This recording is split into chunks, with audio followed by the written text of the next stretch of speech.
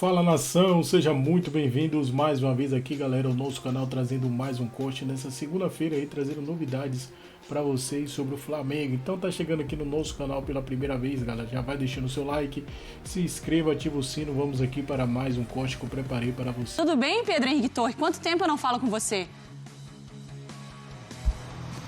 Tudo bem, dona Mari, mas que poema maravilhoso para me receber. Muito obrigado, fico muito agradecido. Um beijo no seu coração. Um abraço para todos por aí também. Beijos e abraços para todos saudosos. Estamos por aqui novamente. Mas num pós-jogo, num pós-clássico, um tanto quanto sonolento, meio, enfim, muito nhé, como diria algum adolescente hoje em dia, né, por aí. Mas, enfim, ficou bem aquém esse Flamengo e Botafogo ontem no Maracanã, quase 55 mil presentes, até que o estádio estava bem cheio, assim, bem participativo até, mas o jogo dentro de campo ficou bem aquém, como a gente pôde ver nessa reportagem aí.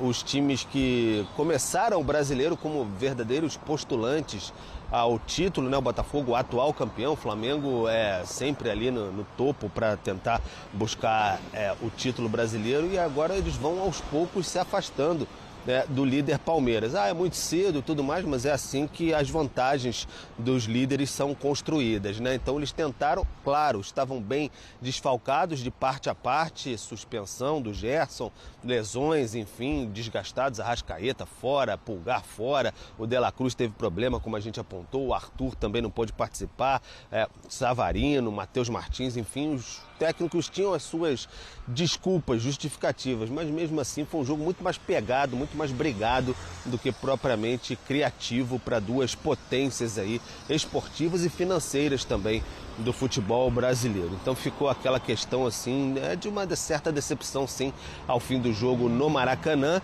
Então, vida que segue agora, o Flamengo a 4 pontos do líder Palmeiras, o Botafogo já a 10 do Palmeiras, então isso começa a preocupar, porque vai ter aquela parada, mas não para Flamengo e Botafogo, que estão no Mundial, vão tocar a temporada aí, vão ter que pensar talvez em reforços, a ideia é essa também, mas vão ter uma disputa muito grande. E no meio de semana também não para, tem Copa do Brasil, o Flamengo vai pegar o Botafogo da Paraíba, venceu por 1-0, e o Botafogo vai até o Mané Garrincha para enfrentar o Capital, mas aí já abriu 4-0, fica um pouco mais tranquilo, talvez um pouco momento de descansar as pernas desses jogadores, porque semana que vem tem confrontos importantes. O Flamengo, por exemplo, pega o Palmeiras, aí sim vai ser um confronto de tirar, de eletrizante, né? De tirar faíscas no meio de toda essa confusão.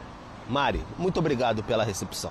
Não some mais não, tá? Voltando sempre aqui no Sport Center, vou pedir sempre para a nossa pauta colocar Pedro Henrique Torre. Bom, quando o Pedro bem colocou ali, dessa coisa bem do jogo ali, sem muita coisa, muita animação, o Botafogo que não engrena, o Flamengo que vê uma distância do Palmeiras. Teve alguém que saiu...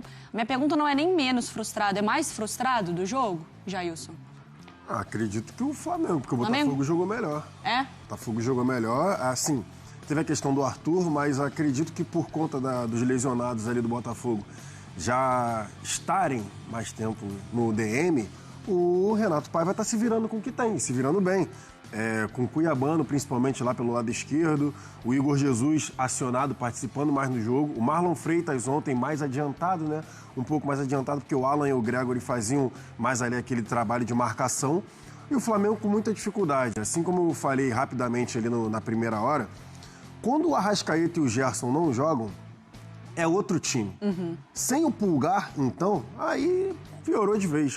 O time do Flamengo vira um time que basicamente só corre. Mas naturalmente não seria isso? Quando o Gerson é um dos principais jogadores, sim, o Arrascaeta é um dos principais jogadores. Só que aí entra a questão do elenco, né? Que tanto é dito em relação ao elenco do Flamengo. Não tem jogadores que cai muito o nível quando você precisa substituir esse tipo de jogador. Por exemplo, o Everton Araújo, quando vai substituir o Pulgar, não dá. Não tem condições. Não é que não seja assim, que ele seja um jogador ruim. É que o Pulgar é um nível muito acima. Não, eu acho que vai somando.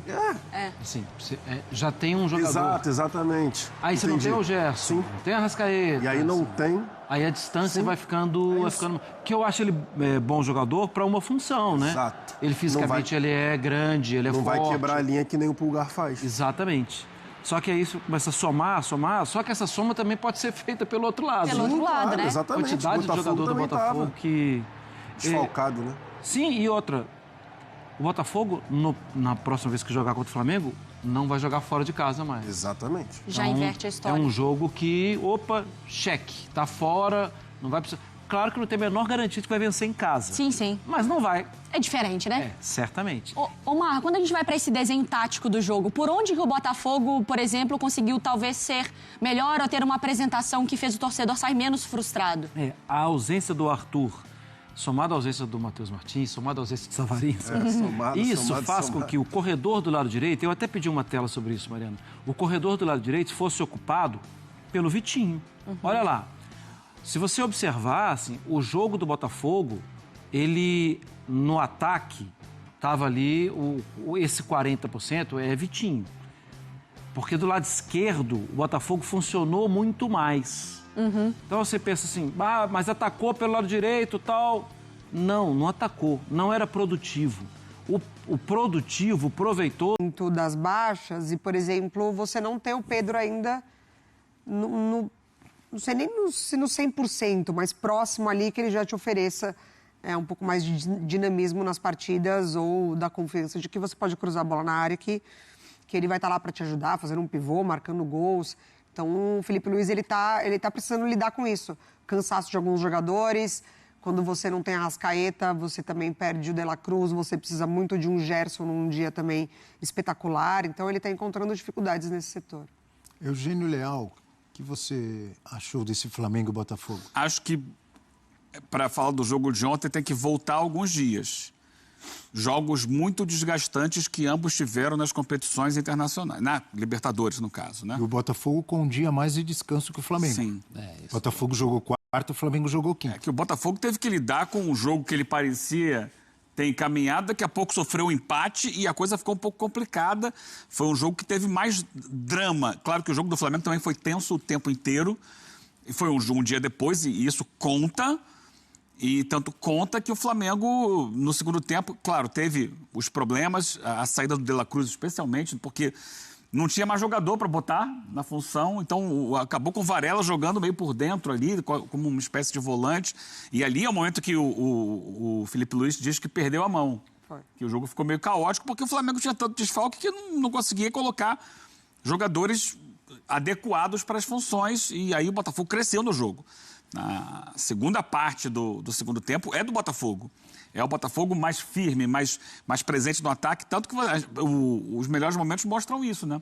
É um início do Flamengo tendo aquela pressão que a gente sabe que ele faz nos 15, 20 primeiros minutos. Aí teve a primeira oportunidade boa de gol, que é um chute a partir da pressão exercida na saída de bola do Botafogo. A bola sobra e aí o Cebolinha emenda de primeira, é uma defesa quase que no reflexo do John. Para falar agora sobre Cristiano Ronaldo no futebol brasileiro. Mais uma fonte agora importante da Espanha afirma que o craque português negocia com um clube brasileiro.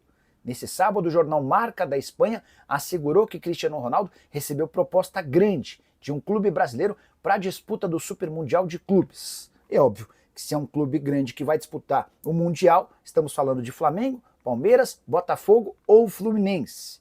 Vale a lembrança de que algumas semanas atrás, um portal americano, na sua versão em espanhol, assegurou que o Palmeiras concorria com o Al Hilal e também com um outro clube na tentativa de ter o Cristiano Ronaldo para o Super Mundial. A primeira e mais importante informação sobre o tema é de que a renovação de contrato do CR7 com o Al Nassr não aconteceu. Foram semanas de divulgação de um novo acordo que garantiria ao Cristiano Ronaldo, entre outras coisas, ações do Al Nassr.